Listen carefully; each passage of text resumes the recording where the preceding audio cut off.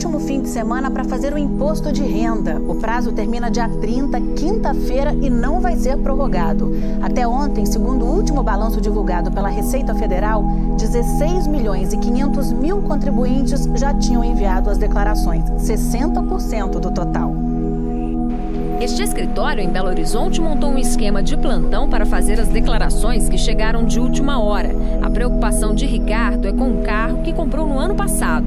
Eu trouxe aqui o valor do carro, o valor total, o valor que eu dei de entrada. Isso prevalece para qualquer tipo de bens móveis ou imóveis, né, de você estar detalhando bem, né, os elementos de quem você comprou, né, para quem você vendeu, a forma com que foi feito toda a operação, é importante ser detalhado na sua declaração. Quem declara dependentes precisa ficar atento, é que agora há uma novidade. É preciso informar o número do CPF dos dependentes com mais de 16 anos.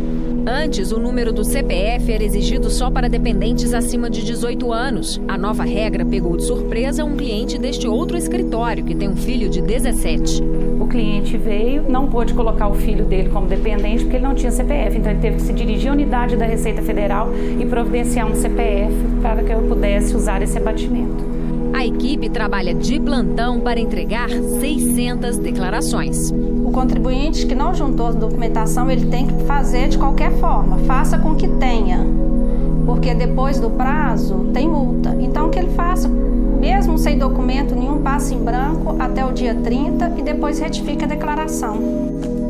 Bom, e agora aqui no estúdio eu converso com a Andréia Nicolini, que é especialista em imposto de renda. Boa tarde, Andréia. Boa tarde. Tudo bem? Tudo bem. Olha, a gente viu então que 40% dos contribuintes ainda não entregaram a declaração. É muita gente. Muita. Né? As pessoas estão com muitas dúvidas e a gente vai esclarecer algumas aqui. Mas primeiro eu queria saber de você, quem é que tem que declarar?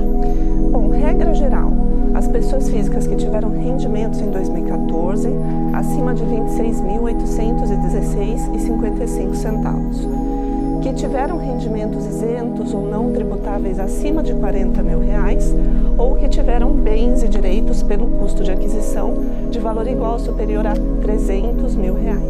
Bom, chegaram dúvidas pra gente aqui de todo o Brasil. A gente vai começar com uma pergunta de Salvador. Vamos ver a pergunta, Andréia. Eu paguei um dentista para um amigo. Eu declaro no imposto de renda? E aí, o que você diz para ele? Não pode declarar no imposto de renda, por quê? As deduções permitidas são equivalentes ao declarante e aos seus dependentes. Não é o caso do amigo dele. Bom, essa foi a pergunta do Fred Amorim. Agora vamos ver a pergunta do Carlos de Souza, de Porto Alegre. Eu gostaria de saber quanto que pode descontar para cada dependente no imposto de renda. O valor dedutível por dependente é R$ 2.156,55. O que ocorre é que, além de utilizar a despesa como dependente, você pode trazer para a sua declaração despesas médicas, odontológicas, de instrução, se for o caso. Bom, Dani Vilela, de Goiânia, manda a sua pergunta. Vamos lá. Se eu for fazer uma cirurgia plástica, o que é que eu posso declarar para deduzir no imposto de renda? Pois é, Dani, o que você pode declarar são os gastos com a cirurgia plástica, reparadora ou não, que são despesas médicas e a Receita Federal admite como dedutibilidade para fins de declaração. Entretanto, as próteses devem constar da conta médica para que elas possam ser deduzidas também. Tem que ser para esse fim, Tem então. que ser para esse fim. Tá bom, então vamos ouvir agora o Thiago Santos, lá de Recife. Gostaria de saber como eu faço para declarar o imposto de renda a primeira vez.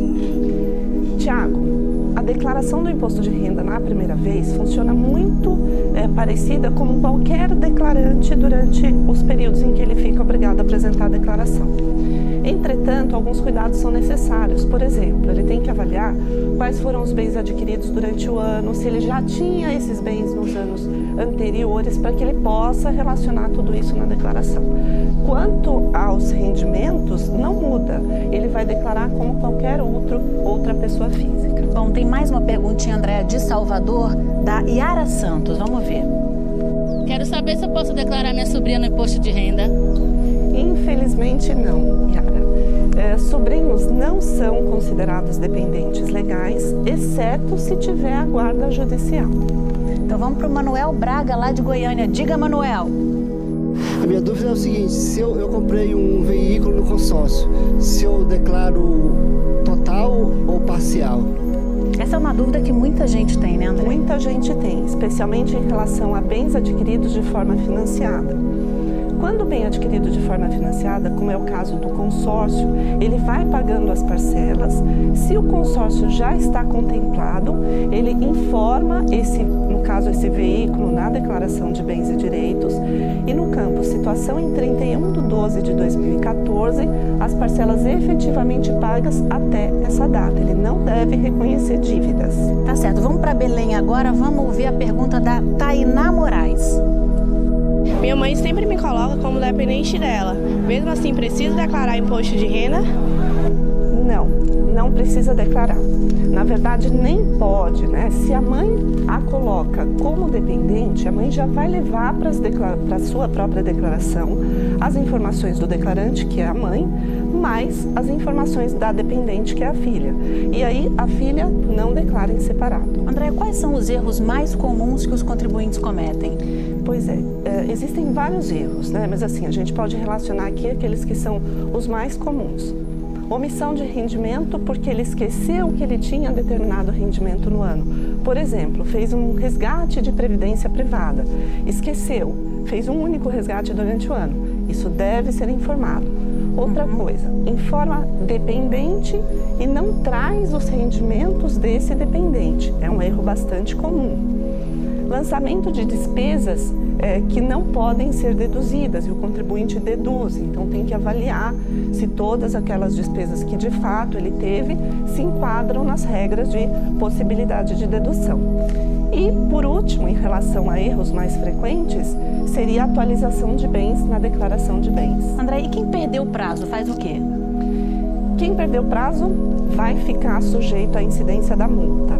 A multa ela é de 1% ao mês, limitada a 20%, tem um valor mínimo de R$ 165,64, né? Entretanto, a gente orienta para que o contribuinte faça no prazo, né? Para que ele não tenha esse problema da multa.